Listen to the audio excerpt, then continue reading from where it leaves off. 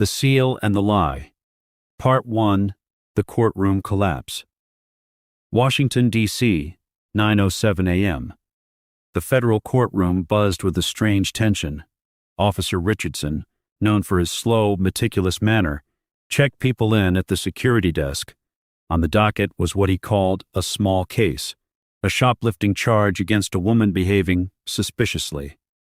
The woman, Dr. Nia Hollis, a black woman in her 40s, calm, silent, her gaze intense and unshaken.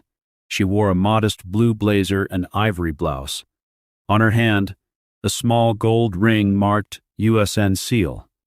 As Officer Richardson testified, he declared, "She was acting erratic, refused to cooperate. I had to restrain her. She resisted." Nia said nothing. Her eyes were steady, her face unreadable. Her attorney, a sharp young lawyer named Allison Long, stood up confidently. "Your Honor, we request to view the," shouted at and shoved by Richardson, who never asked a question, just made an assumption. Whispers spread through the courtroom. Allison continued, "But we're not done. Your Honor, allow me to show you who Dr. Hollis truly is." She handed a dossier to the judge.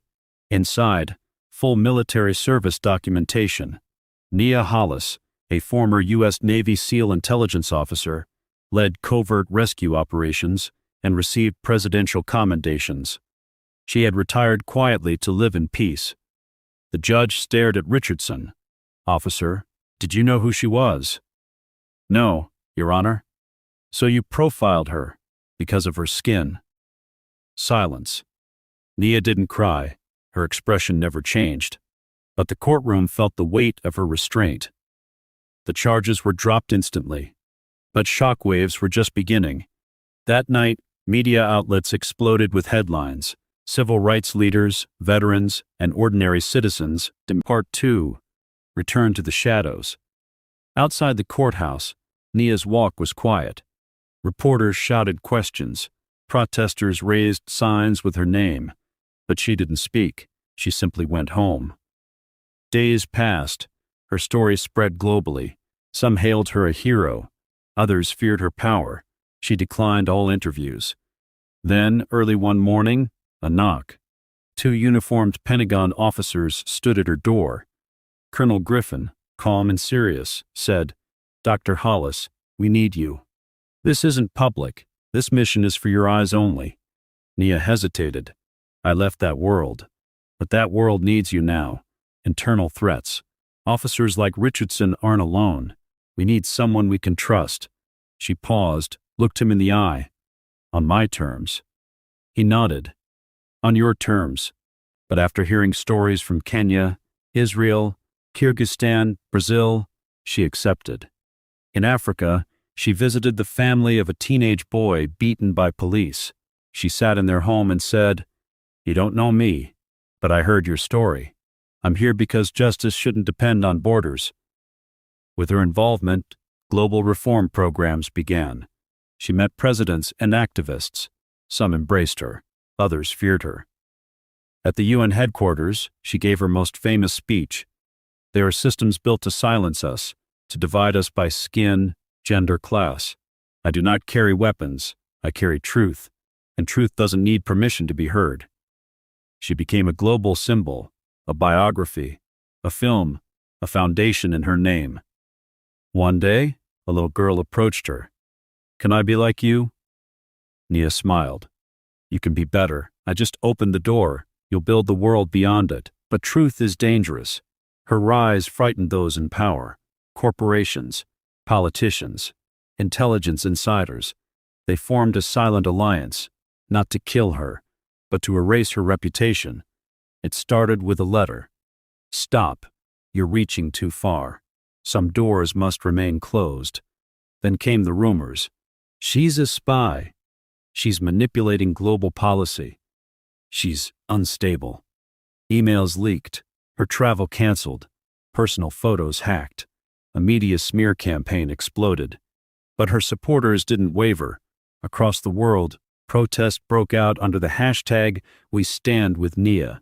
One night, her closest ally, Julia, whispered, "We're being followed." They're listening. They want you silenced. Nia didn't run. She formed a secret task force, codename Codex, former SEALs, cybersecurity experts, lawyers, whistleblowers. They uncovered. The woman stood silently, handing her a note. If you don't stop, those close to you will suffer. Nia stared. I will not stop. I didn't choose this fight, but I'll finish it. She stood at the edge of a global storm and refused to step back. Part 5, Judgment of the People. March 12, 2026. Nia Hollis was charged with international crimes, not by a nation, but by a special tribunal within the United Nations. Allegations: breaching classified protocols, disrupting geopolitical stability, interfering in sovereign affairs. A courtroom in Geneva was prepared. Nia stood not as a witness, but as the accused. Facing her, the world's top prosecutors. Evidence: leaked messages, twisted truths. Her defenders: Julia Henderson, David Nimba, Kenyan peace activist and attorney. The trial was broadcast worldwide. The days passed. Opinions split. Leaders hesitated. Then, a turning point. A group of young activists hacked into tribunal servers, revealing secret recordings of prosecutors conspiring to fabricate charges. The courtroom erupted. Judges went into emergency session. 12 hours later, a verdict. Nia Hollis, not guilty, fully exonerated. The courtroom rose in thunderous applause, not for one woman, but for the millions she represented.